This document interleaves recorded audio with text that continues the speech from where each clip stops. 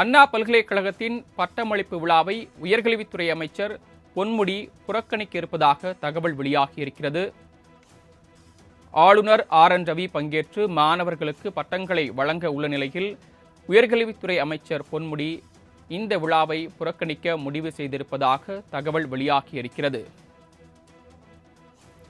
ஏற்கனவே ஆளுநர் RN ரவிக்கும் உயர்கல்வித்துறை அமைச்சருக்கும், குறிப்பாக தமிழ்நாடு அரசுக்கும் இடையே உரசல் போக்கு நீடித்து வரக்கூடிய நிலையில் தற்போது அண்ணா பல்கலைக்கழக பட்டமளிப்பு விழாவை உயர்கல்வித்துறை அமைச்சர் பொன்முடி புறக்கணிக்க இருப்பதாக தகவல் வெளியாகியிருக்கிறது. முக்கிய செய்தியாக பார்த்துக் கொண்டிருக்கிறோம்.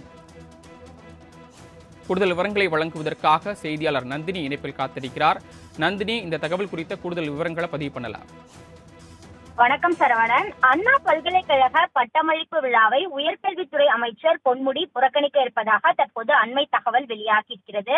அண்ணா பல்கலைக்கழகத்தின் 44வது பட்டமளிப்பு விழா நாளை நடைபெற இருக்கிறது. இதில் தமிழ்நாடு ஆளுநர் தலைமை விருந்தினராக பங்கேற்று மாணவர்களுக்கு பட்டங்களை வழங்க இருக்கிறார். இந்த நிலையில்தான் ஏற்கனவே மற்றும் ஆளுநர் இடையே மோதல் போக்கு என்பது நிலவி வரக்கூடிய நிலையில் தொடர்ச்சியாக பட்டமளிப்பு விழாவை உயர்கல்வித்துறை அமைச்சர் புறக்கணித்து வருகிறார். அந்த வகையில் நாளை நடைபெற இருக்கக்கூடிய 44வது அண்ணா பல்கலைக்கழக பட்டமளிப்பு விழாவையும் உயர்கல்வித்துறை அமைச்சர் பொன்முடி புறக்கணிக்க இருப்பதாக அண்மை தகவல் வெளியாகியுள்ளது குறிப்பிடத்தக்கது.